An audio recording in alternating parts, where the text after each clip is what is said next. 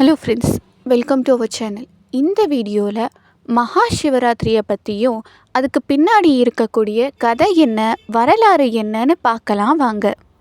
சிவன் பூஜையிலேயே ஒரு முக்கியமான பூஜைன்னா அது இந்த மகா சிவராத்திரி பூஜை தான். சொல்லப்போனால் மகா தீபத்துக்கு அடுத்து இந்த சிவராத்திரின்னு சொல்லலாம். மகா தீபம் கூட நம்ம ஊரில் நம்ம கொண்டாடுறோம். ஆனால் இந்த மகா சிவராத்திரியானது உலகம் முழுக்க இருக்கக்கூடிய சிவபக்தர்கள் எல்லாருமே கொண்டாடுவாங்க.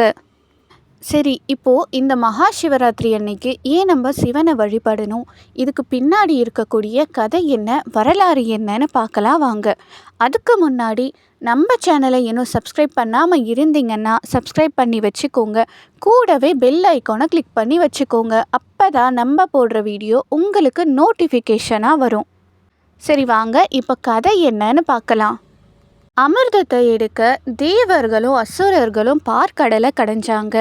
அப்படி கடைஞ்சப்ப நிறைய பொருட்கள் வெளியே வந்துச்சு. அதில் ஆலகால விஷமும் ஒன்று. இந்த ஆலகால விஷம் வெளியே வந்தப்ப நிறைய உயிரினங்கள் பாதிக்கப்பட்டுச்சு. இதை பார்த்த சிவபெருமான் உலகத்தில் இருக்கக்கூடிய எல்லா ஜீவராசிகளையும் காப்பாற்ற அந்த விஷத்தை குடித்தாரு. அப்படி குடித்தப்ப அந்த விஷம் சிவனுடைய உடம்புல பரவாமல் இருக்க பார்வதி தேவி சிவனுடைய கழுத்தில் கை வச்சு அந்த விஷயத்தை சிவனுடைய உடம்புல பரவாமல் பார்த்துக்கிட்டாங்க. இருந்தாலும் அந்த விஷத்துடைய தாக்கத்தால் சிவன் ரொம்ப கஷ்டப்பட்டாரு. கிட்டத்தட்ட 2 நாள்னு சொல்லப்படுது. தன்னுடைய கணவருக்காக பார்வதி தேவி சிவனுடைய கழுத்தில் கை வச்சு அந்த விஷம் உடம்புல பரவாமல் பார்த்துக்கிட்டாங்க. சிவன் அந்த விஷயத்தை குடிச்சப்ப நிறைய பாம்புகளும் அங்கே வந்து அந்த விஷயத்தை குடிச்சிச்சு. அது மட்டும் இல்லாமல் பார்க்கடலை கடைஞ்சிட்டு இருந்த வாசுகி பாம்பும் சிவனுடைய கழுத்தில் அந்த விஷம் இறங்கக்கூடாதுன்றதுக்காக சிவனுடைய கழுத்தில் ஏறி சுற்றிக்கிச்சான். அதனால தான் இப்போவும் நம்ம பார்க்கக்கூடிய பாம்பானது சிவனுடைய கழுத்தை சுத்தின மாதிரி இருக்குது. ஆனால் இந்த விஷத்தோடைய தாக்கமானது என்ன பண்ணாலும் குறையாமலே இருந்துச்சான். சிவன் கஷ்டப்படுறத பார்த்த நந்தி தேவர் பக்கத்தில் தானே கைலாய மலை இருக்குது, அங்கே போய் கிடைச்ச இலை தலைகளை எல்லாம் பறித்து எடுத்துகிட்டு வந்து அதை அரைச்சி சிவனுக்கு கொடுத்துச்சான். எப்படின்னா சிவனை காப்பாற்றிடணும், சிவனுக்கு ஒன்றும் ஆகிடக்கூடாதுன்றதுக்காக நந்தி தேவர் செஞ்சது தான் இப்போ நம்ம கேள்விப்பட்டிருப்போம். இல்லை, வடநாடுகளில் சிவராத்திரி அன்னைக்கு இந்த பாங்கை தயாரிக்கிறாங்கன்னுட்டு. அன்னைக்கு சிவன் கஷ்டப்படுறது பார்க்க முடியாமல் நந்தி தேவர் இந்த பாங்கை தயாரித்தார். எப்படின்னா சிவனை காப்பாற்றிடணும், சிவனுக்கு ஒன்றும் ஆகக்கூடாதுன்றதுக்காக அவரால் முடிஞ்சதை அவர் செஞ்சார். இப்போவும் நமக்கு தெரியும் கைலாய மலைக்கிட்ட நிறைய மூலிகைகள் இருக்குன்னு. இங்கேருந்து பறித்து எடுத்துகிட்டு வந்த இலை தலைகளை வச்சு தானே அவர் அந்த பாங்கை உருவாக்குனாரு. அப்படி உருவாக்கி அந்த பாங்கை சிவனுக்கு கொடுத்ததால சிவனுக்கு அந்த விஷத்தோடைய தாக்கம் குறைஞ்சிச்சின்னு சொல்லப்படுது. வடநாட்டில் இப்போவும் மகா சிவராத்திரி அன்னைக்கு இந்த பாங்கை தான் பிரசாதமாக கொடுக்குறாங்க. முதல்ல இப்படி தான் இந்த பாங்கு உருவாச்சு. நந்தி தேவர் சிவனை காப்பாற்றுறதுக்காக அந்த மூலிகைகளை எடுத்து அரைச்சி சிவனுக்கு கொடுத்ததால இந்த மகா சிவராத்திரி அன்னைக்கு அந்த பாங்கை பிரசாதமாக எல்லாருக்கும் கொடுக்கப்படுது. அதே மாதிரி சிவன் கஷ்டப்படுறத பார்த்து தாங்க முடியாத வாசுகி பாம்பும் சிவனுடைய கழுத்தில் கட்டு போட்ட மாதிரி இறுக்கி பிடிச்சிருந்துச்சு.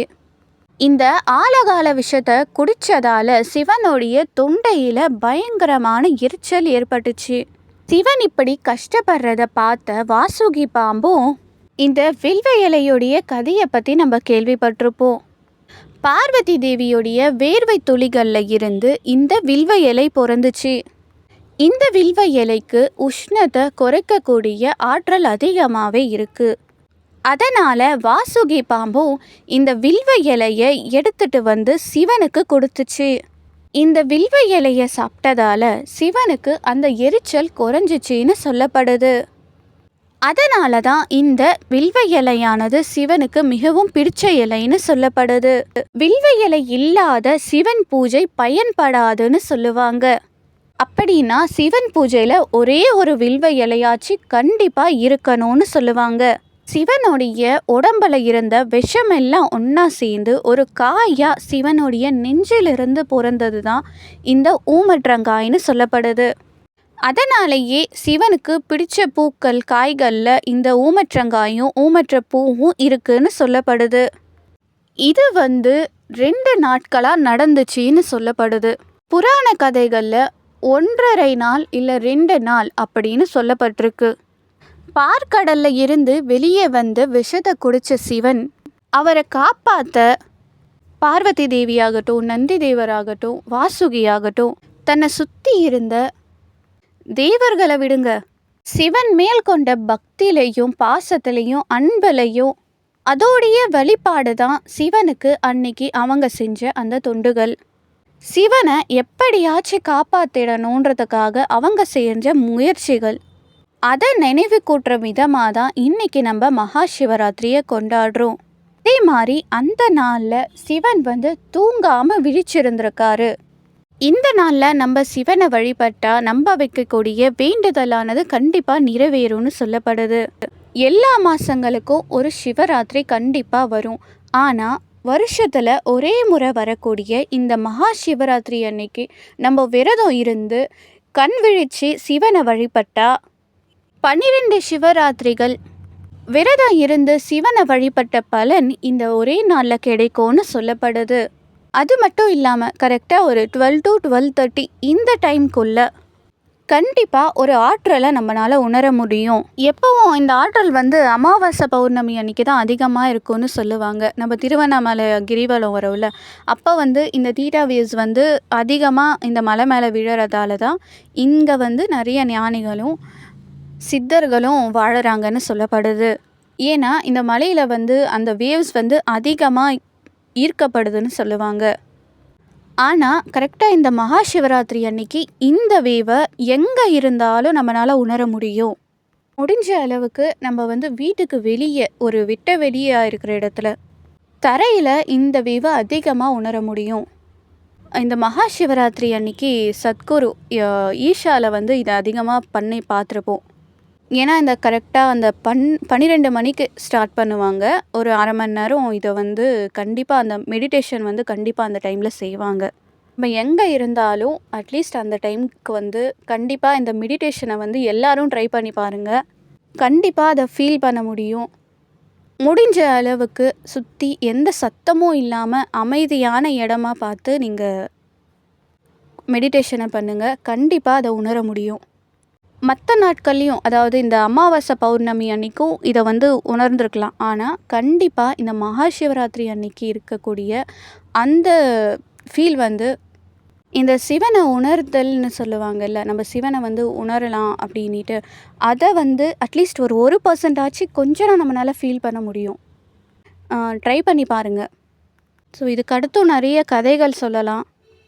இப்படி சொல்லணும்னா மகா சிவராத்திரிக்கு நிறைய புராண கதைகள் இருக்குது, நிறைய விஷயங்களை சொல்லலாம். இந்த நாளில் சிவன் உலக நன்மைக்காக ஆழகால விஷத்தை குடித்ததால இந்த நாளில் நம்ம சிவனை வழிபடுறோம். அது மட்டும் இல்லாமல் சிவனை காப்பாற்ற நந்தி தேவரும் வாசுகியும் பார்வதி தேவியும் மற்ற ஜீவராசிகளும் எவ்வளோ கஷ்டப்பட்டாங்களோ அதே மாதிரி இந்த நாளில் சிவனை குளிர்விக்க எல்லா கோவில்கள்லையும் 4 கால பூஜைகள் பண்ணப்படுது. இந்த வீடியோவில் மகா சிவராத்திரியை ஏன் கொண்டாடுறாங்க, இதுக்கு பின்னாடி இருக்கக்கூடிய கதை என்ன, வரலாறு என்னன்னு பார்த்தோம். வீடியோ பிடிச்சிருந்தா லைக் பண்ணுங்கள், ஷேர் பண்ணுங்கள், கமெண்ட் பண்ணுங்கள், மறக்காமல் சப்ஸ்கிரைப் பண்ணி வச்சுக்கோங்க.